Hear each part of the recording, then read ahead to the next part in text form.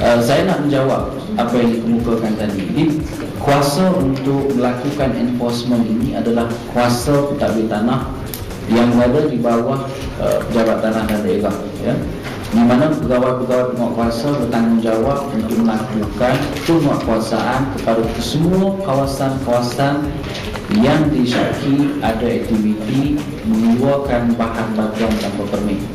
Begitu juga dengan penguatkuasa daripada Jabatan Galian dan Tanah PPG Negeri Selangor. Ada satu unit khas penguatkuasaan, hanya pihak ini yang terlibat. Tetapi mulai November, yang ini saya tegaskan, mulai November 2008 ada satu akta baru yang diluluskan di tingkat federal, kuasa untuk menahan kesemua orang-orang yang mencuri ataupun syaki mencuri pasir ini. Kuasa itu tidak ada lagi kepada pegawai penguatkuasa. Ya, ini saya nak terangkan adalah salah satu sabotaj terbesar yang dilakukan oleh kerajaan pusat. Sebab itu apabila Datuk Menteri Besar minta kerjasama polis dan JPJ, kerana sekarang kalau nak menahan orang-orang yang bawa lori pasir ini, mesti diadakan operasi baru yang melibatkan penyertaan pihak polis dan juga penyertaan pihak Jabatan Pengangkutan Jalan JPJ. Barulah proses itu dapat dilaksanakan. Sebab itu selepas November 2008 perkara ini agak sukar nak dibuat, ya, kerana kalau nak disaman mereka yang bawa lori-lori pasir yang mesti bawahan pasir ini, ya, mereka mesti rujuk dulu ke pejabat, ke LA office, ya, pejabat penasihat undang-undang, legal advisor. Balik dulu, buat laporan, tengok legal advisor bagi nasihat saman ke tidak. Dan untuk makluman semua, dan saya yakin tuan-tuan juga tahu, kuasa pendakwaan ini bukan kuasa state. Dia nak bawa ke court, ini semua yang melibatkan federal. Sebab itu ini penting, pihak keselamatan, pihak federal harus memberikan kerjasama penuh. Kalau mereka tidak mahu membantu ini, saya nak katakan inilah sebenarnya unsur sabotaj yang dilakukan kepada kerajaan negeri Selangor. Itu satu isu. Isu yang kedua, saya bertanya oleh rakan-rakan wartawan tentang pergaduhan di antara Nur Umar dan juga Datuk Hertoyo. Saya nak bagi tahu, bab pasir ni ialah bab politik. Puluhan tahun pasir diborek tanpa kebenaran. Mana suara Hertoyo? 8 tahun dia tak bisa, apa Hertoyo buat?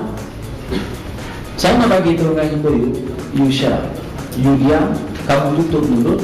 Lebih besar mulut yang kamu buka, ya, lebih banyak bau busuk yang keluar daripada mulut kamu. Jadi saya nak bagi tahu kepada Hertoyo, apa yang dilakukan oleh Nur Umar ini memang betul pergaduhan.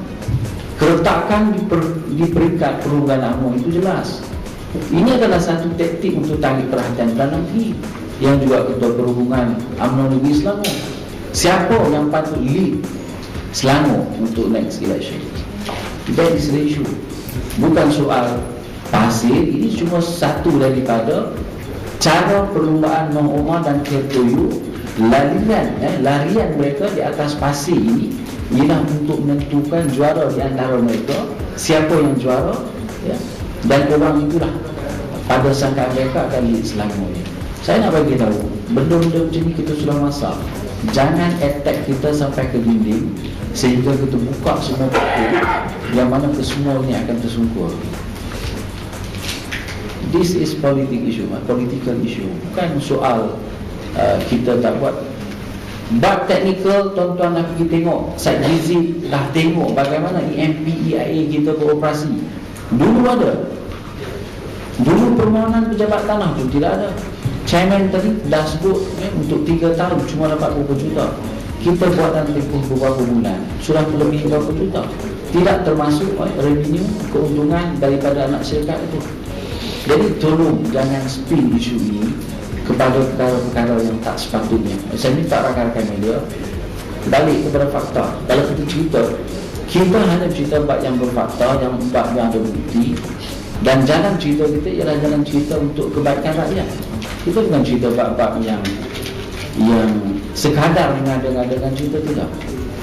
Jadi minta dibetulkan, sebab saya nampak isu ini sudah dipolitikan dan sudah diceramahkan seluruh negara. Kononnya macam sejak Pakatan Rakyat ini mengambil, habis semua rosak. Tuan-tuan lalu nak masuk pergi ke kawasan Orang Lempit tadi, kiri dan kanan itu, tuan-tuan nampak betapa besarnya tasik. Proses pengeluaran pasir dulu dia pakai pump, dulu pump. Sebab tu tuan-tuan tak nampak, tapi akhirnya dia runtuh sedikit demi sedikit. Tetapi kita buka lagi, kita buat dengan cara yang sistematik dan di bawah kawalan Jabatan Alam Sekitar mendapat kebenaran yang tidak mencemarkan alam sekitar.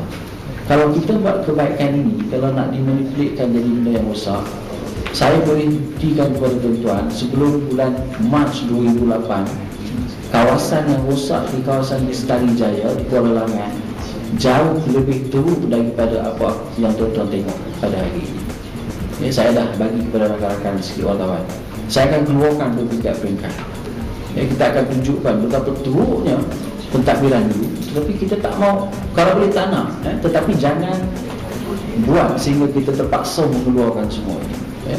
Bak cuci jalan sungai, kita tahu pada siapa yang dianugerahkan projek itu. Jadi kita nak ingatkan isu ini sudah kita buat untuk rakyat. Kalau kamu teruskan macam yang saya sebut tadi, kalau kamu nak gaduh di kalangan kamu untuk dapatkan siapa yang akan ditanggung, itu kamu jelaskan. Tetapi jangan jadikan isu ini untuk cuba mengkambing hitamkan Pakatan Rakyat, kerana makin kuat kamu buka cerita ini, dibuka cerita oleh Noh Omar, makin terdedah kecuaian pada zaman tertentu. Ini cerita yang sebenar yang kita akan kemukakan kalau ada keperluan.